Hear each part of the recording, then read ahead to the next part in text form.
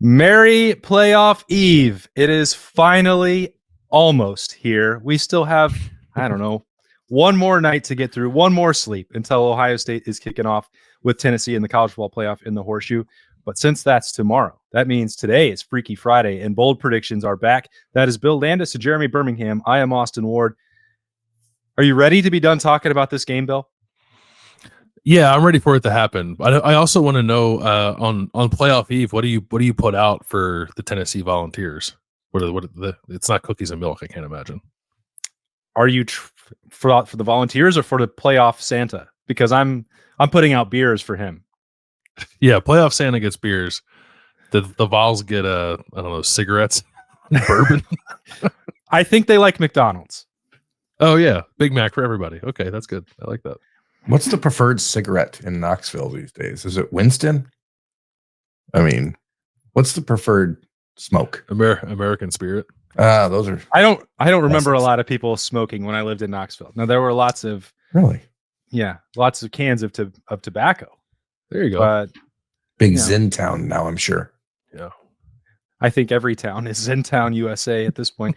Berm, you done to be ready for a game? Done to be talking about this? Yeah, whatever, man. Like, let's get to it. This is 3 weeks. This is 3 weeks of just nonstop BS about a game that ultimately comes down to like probably 5 or 6 plays that I think will decide it. We're looking at a 7.5 point favorite for Ohio State. So at home, that means that if it was a neutral site, we'd say this is a pick 'em. Is that how this works in college football? No, it is not. But I'm glad that you're so up to date on how gambling works. So is it home field advantage is worth a field goal? It is not worth a touchdown. I thought it was worth 7 in college ball normally. Well, you can do whatever you want with your gambling odds, but that's not how the rest of us are going to operate. Whatever. I don't. I think it's right where it should be. If we're talking 4 points, anywhere else, I think that's the type of game we're going to get. I think it's going to be a really back and forth affair. I'm looking forward to a good game. I know that people have a lot invested in this as far as like your personal sanity if Ohio State wins or loses, but I think it's going to be a really classic football game in Ohio Stadium on December 21st. The winter is officially here on December 21st, and with it, the first playoff game in Ohio State. How could you not be excited? Well, I am. Solstice ball.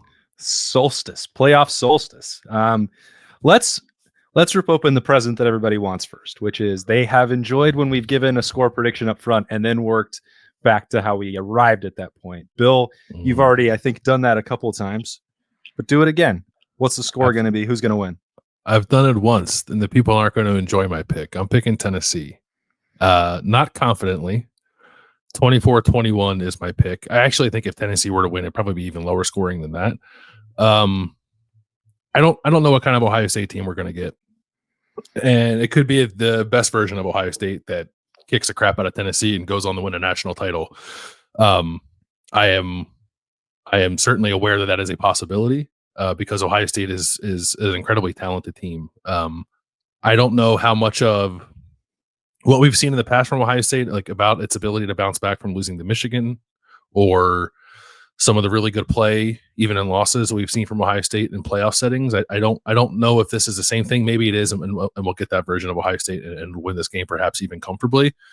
But because I'm just having a really difficult time wrapping my mind around what type of Ohio State team we're going to get, I'm going for the moment to assume that the offense struggles to score a little bit, that the offensive line has a really rough day, and that the defense might play really well, but that perhaps an explosive play or two will make the difference. So I'll take the Vols and not feel great about it. And I guess like if anyone's mad at me for picking Tennessee, I've picked against Ohio State 7 times and I've only been right twice. So there's a really good chance. There's a really good chance that I'll be wrong with this one too. But that's just kind of where my head is. And I got to the point in the week where I had to make a pick, even though I don't feel like I have a great feel for the game still as we're talking. But because of that, I guess I'll pick Tennessee. All right, a little bit of a Landis jinx picking against the Buckeyes. All right, maybe that works out well. Berm, what are you thinking? I think this game, I mean, I don't disagree with Bill outright. I mean, I think this is a game where you could see any scenario of an outcome. I think Ohio State could win by 2 scores. I think Ohio State could lose by 2 scores. I think it could come down to a field goal. I think it could come down to a 20-14 type of game. or a 31-28 type of game, or like I don't. We have a body of work out of Ohio State this year. It's 12 games long, and we've been asking, like, where's the best version of this Ohio State team this year? And I don't think we've seen it. And at some point, I think you have to start wondering if they're able to get to it. Now, the defense has played great in spurts. The offense has been electric in spurts, but they've not put it together. And so I think Bill is fair in that a turnout and that result. I think I said 28-17 at Roosters on Tuesday. As the week's gone along, I've gotten a little bit lower scoring.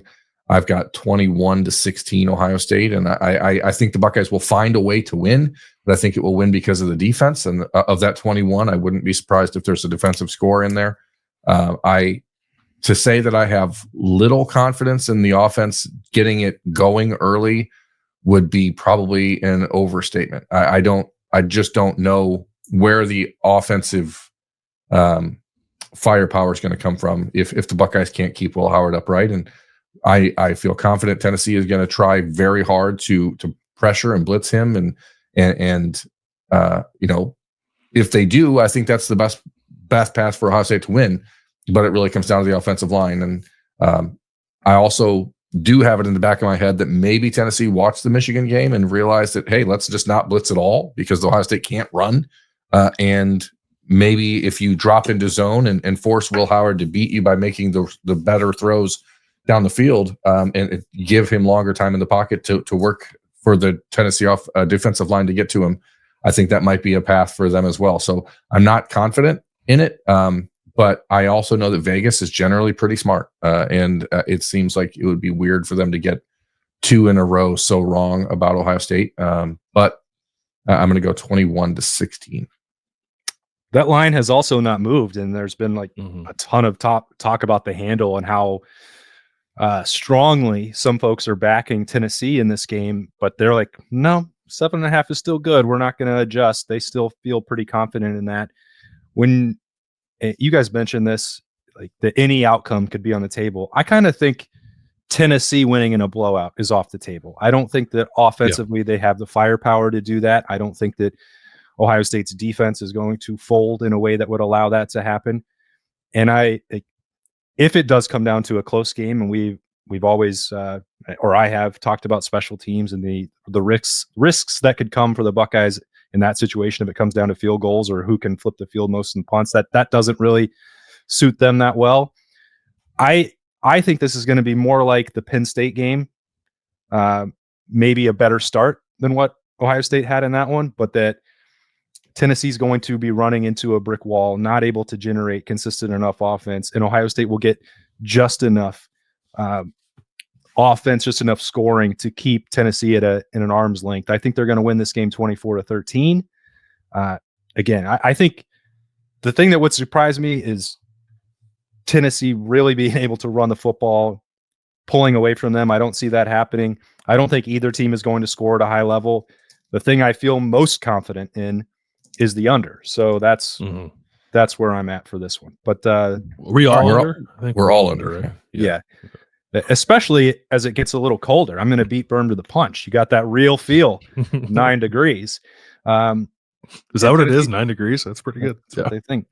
And Tennessee's had some problems holding on to the football already in some better weather. So that's just a little teaser for where I might be thinking for some bold P's. But Bill, you are up first. What do you got for number one? Yeah, I'm not going to pick a bunch of like Tennessee geared bold predictions because I don't think anybody wants to hear that. That'd be spicy. So my bold predictions probably will run counter to me picking Tennessee to win, but I just don't want to bore people with thinking things about Tennessee. I think if Ohio State wins the game, and even if it doesn't, I do think it's time for Will Howard to run more, right? And this is not the first time I've made a Will Howard rushing centric bold prediction. I think everyone's been kind of waiting for that to happen this year. It has felt like maybe, the lack of Will Howard running, the slower pace for Ohio State, the huddling, all of it was sort of a means to get to this point. And now that we're in the postseason, maybe some of that starts to shift in more of the direction of Will Howard running more, of perhaps Ohio State playing a little faster and opening things up a little more, being a little more aggressive on offense.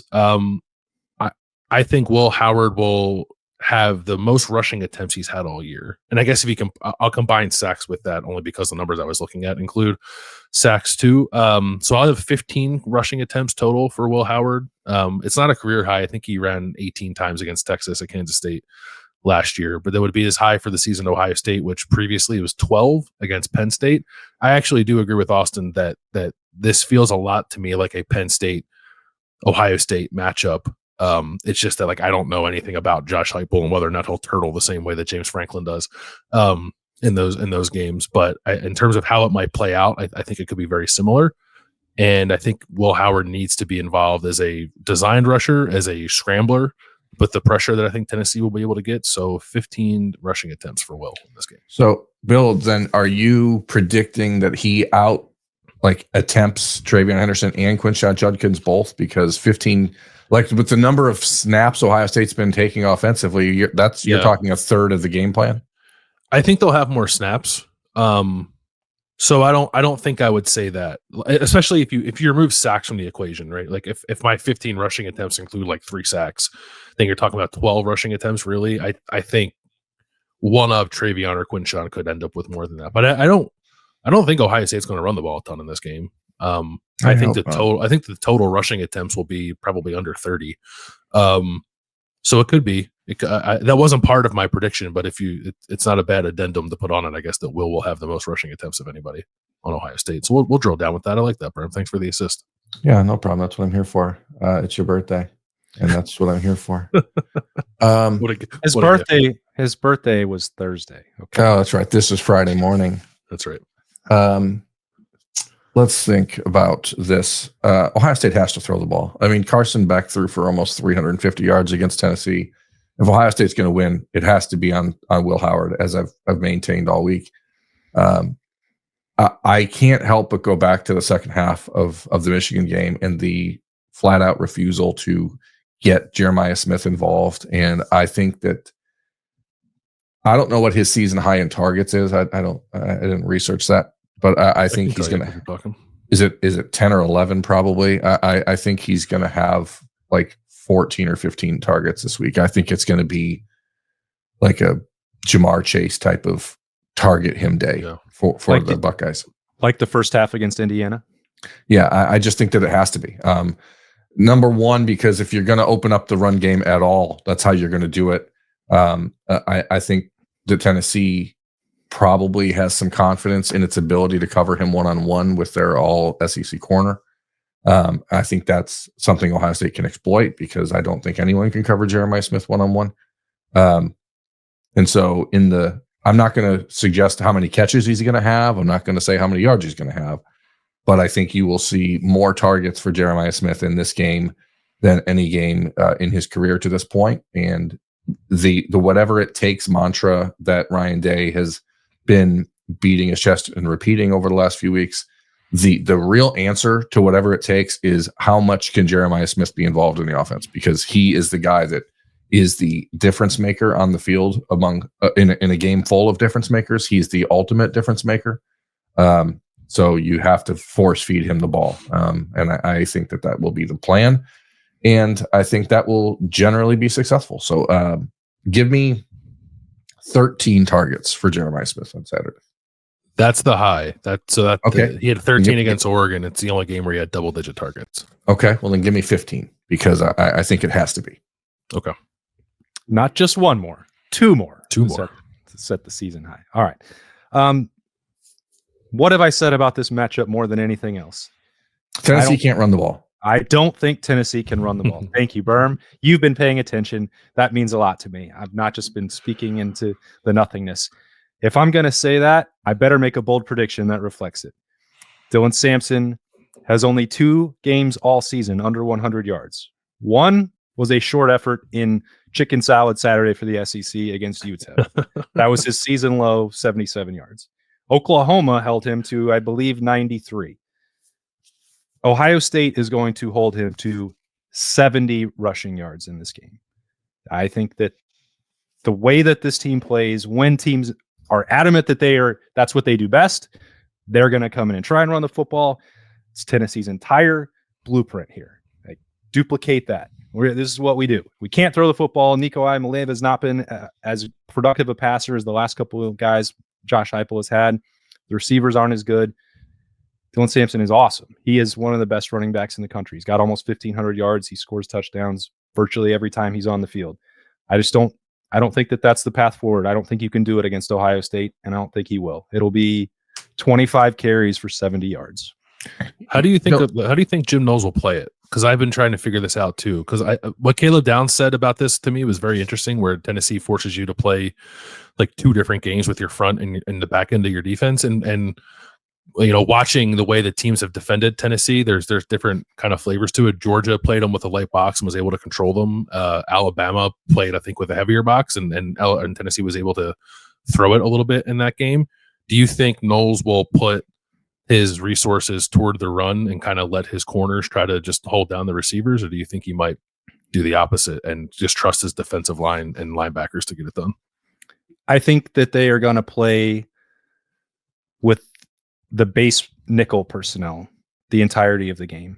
That's what I would like to see, I guess. I don't know what Jim Knowles is going to do, but if you're talking about dealing with a team that plays tempo, and you have said that nickel spot is the most important on the field to be able to stop the run and defend the pass equally, and you are not in a game where you can substitute a lot, then Jordan Hancock needs to be on the field exclusively, and Cody Simon and Sonny Styles need to be out there all the time. I think Herm mentioned this earlier in the week. Like, Arvell Reese has been coming on. He's been great. He does help eliminate the threat of the run, but defending Tennessee is different than defending Michigan. And I don't think that I have a hard time believing that Jim Knowles wants to just go play a 4-3 against what they're doing with the wide receivers out wide and everything else. I don't know if you agree with that or not, Bill, but I think you can trust, for whatever criticisms or skepticism we have about Ohio State's ability to generate a pass rush with just the front four. Most of the time they are able to stop the run with just those guys, and they don't have to devote a bunch of extra resources, which is similar in some ways to Georgia. Yeah, I don't. This has been my biggest struggle with trying to figure out what happened, is trying to figure out how Ohio State will defend it. I don't think we'll see a ton of 4-3 either. I agree with that. My question is more about Caleb Downs and Lathan Ransom, and how much those guys are walked down, and then you're kind of just playing with four guys in your back end to win their one-on-ones against the receivers. I think you might see a situation where it just kind of depends on where Tennessee's got their strong side of the field, and maybe it's a situation where some play it's Cody Simon and Sonny Styles and Lathan Ransom in the box. Sometimes it's Cody. It's sort of a catch-22 for Ohio State, because Sonny for Lathan and Caleb Downs might be your best tacklers on defense, and so. But as we talked about earlier this week, I don't think Tennessee really has a vertical tight end threat. So it's really going to be incumbent on the corners to man up and the front four to get pressure when Nico Iamaleava does either play action stuff or just pure drop back stuff. So I don't know if it's Jordan Hancock in the game all day. I don't know if it's more, maybe you put Jermaine Matthews out there and you let the full-time corners go kind of on an island the entire game, and let Sonny and Cody and Lathan and Caleb be your cleanup crew. It is going to be fascinating, but I agree that this is a game where Jordan Hancock nor Lathan Ransom should be off the field pretty much at all, unless you're replacing Jordan with Jermaine Matthews and letting them go one-on-one with the Tennessee receivers, who are not the Tennessee receivers we've come to expect in the last few years. So it is the one of the subplots of this game that I think is extremely interesting. Yeah, I agree. Bold P, number 2, Bill. I wanted something screen related, but I didn't know. I didn't know. I consider just a career high, or not a career high, season high receptions for Travion. This will be a weird one to calculate, I guess, to see if I'm right after the fact, but only 13% of Will Howard's pass attempts this year have been screens. I think that number goes up over 20% in this game. And I think it'll involve every position group. I do think you'll see more to the running backs. We've seen a slight uptick in that the last couple of games, but the offensive line situation being what it is. I would love to see Ohio State get back to the receiver screens that we were seeing earlier on in the season. Certainly like the bubble reliefs and all that kind of stuff, but those like tunnel screens that they were blocking up really well earlier in the year, I think those could make a comeback and probably should. They targeted G. Scott a decent amount against Oregon. Maybe you see a tight end screen or two, but I think it's across the board. I think whatever Chip Kelly has in his arsenal as it relates to the screen game and maybe more generally just like quick passing game, but screens are a part of that.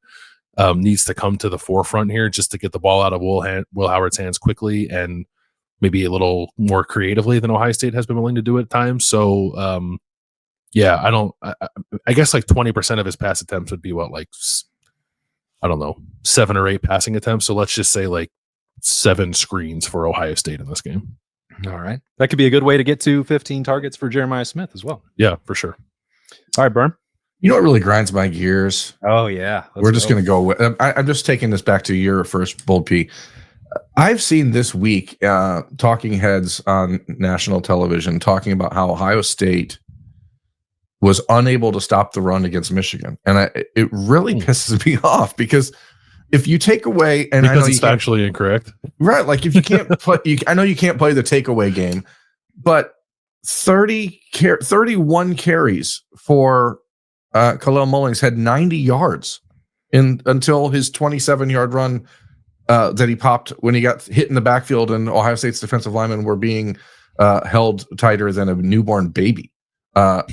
And then you have one 30-yard run for Alex Orji in that game. They had 40 carries for 110 yards, and people are, well, Ohio State got gashed on the ground against Oregon and Michigan. Like, that is not true, people. It's not true.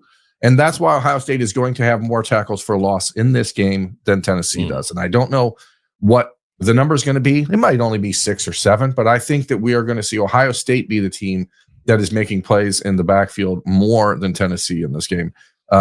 Because we're going to see, I think, an aggressive downhill scheme from Cody Simon and Sonny Styles, knowing that you have Lathan Ransom and Caleb Downs there to help out. And I really think that we're going to see the best game of Jack Sawyer's career, which is probably, it's been 12 months since the Missouri game, which was the previous best game of his career. He played incredible against Michigan. I think that the getting the chance to have one more game in Ohio Stadium is going to be very, very important for Jack Sawyer. And I think he's going to have 3 of those tackles for loss in this game in the backfield. So I don't know why this narrative is being spread that Ohio State they got gashed against Michigan on the ground, because it's stupid and wrong. But let's just say Ohio State will have more tackles for loss and sacks combined than Tennessee will in this game. Do you think they'll play more guys up front? They're going to have to, right, with the volume of plays that Tennessee gets? I mean, I think you're going to try to rotate when you can, but I think this is a game where all year long we've watched Ohio State really not play Jack, JT, and Tyleek and Ty Hamilton that much. And, this was the reason you let them take a lot of games with 25 snaps. So it's time to let them play. And yeah, it's going to be cold. It's going to be a high tempo for Tennessee, but you got to win this game with your best players. Yeah, I think I agree with that. And you said that Jeremiah Smith is the best player on the field. I think it's hard to argue against that. But the one X factor, if Jeremiah Smith gets the primary one-on-one coverage, then I'll go back to Emeka Egbuka needs to be the one who capitalizes on that. And there have been too many games where the fact that he has not set every Ohio State career receiving record at this point just stuns me. I can't believe that it's happened. There are games when he's getting 1 catch or 3 targets. It's driving me insane to see that, because he is one of the most gifted athletes that out of all the many that have come through, especially in that wide receiver room in the last dozen years, Emeka is probably the most underrated out of all of them. And I only think there are going to be 2 offensive touchdowns in this game for Ohio State, and I think Emeka is going to have both of them. Double ding-dong for his last game in the Horseshoe. Guess who's back? The Future Fan Sports guest predictor is ready for the college football playoff. Liberty, everyone has missed you and your predictions. How much have you been thinking about this game over the last couple of weeks to get ready? Pretty much. Pretty much a lot? Well, that's great, because Future Fans, the box, has really given us a lot more to talk about and think about with football as you learn the rules. And guess what? What? They've extended the discount code all the way through the college football playoff. So as long as the Buckeyes are playing, you can get 10% off this awesome product. It's given us a lot of memories. It's given us a lot of education, and it's given us a lot of fun. What would be that code to get 10% off at Future Fans? Buckeye. FutureFans.com/OSU. That is FutureFans.com/OSU. Use this code Buckeye. and you'll get 10% off. It's going to be awesome. So, Liberty, you've been nailing your bold predictions pretty much all year. Came close halfway the last time the Buckeyes played. You got that Caleb Downs interception. What do you think in Ohio State and Tennessee Saturday night, first round playoff game in the Horseshoe? What is your bold prediction? Emeka Buka and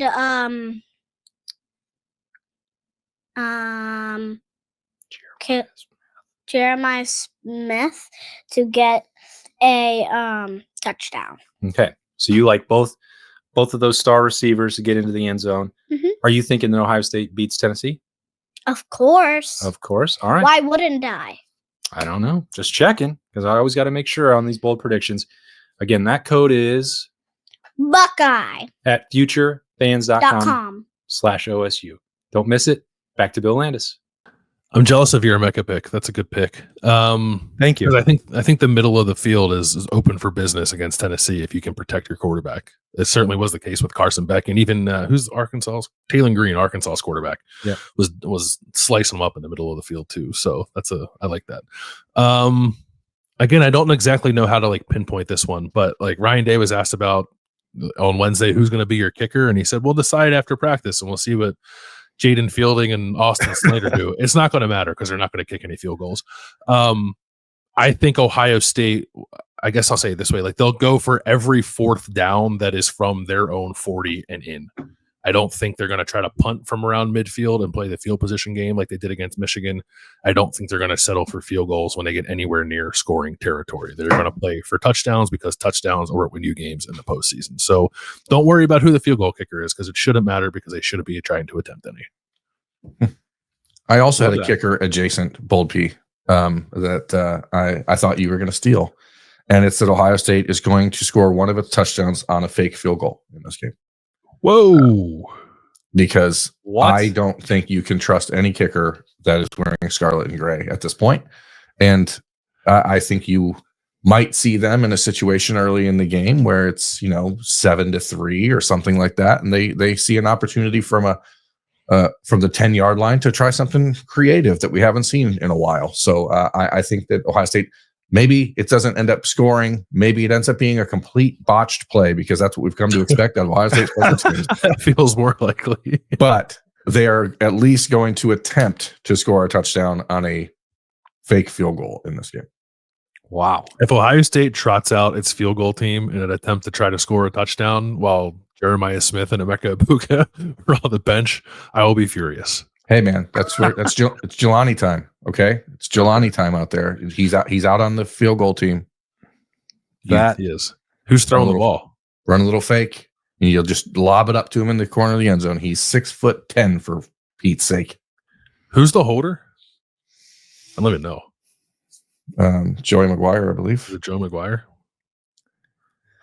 I don't know. I can't remember ever watching who was holding. I think it is. It's not Drew Chrisman, and that's he could at least throw it. So I don't remember when the last time Ohio State tried a fake field goal was, to be honest. But I think it's time. We'll know when it takes. We'll know when Emeka goes out there as the holder.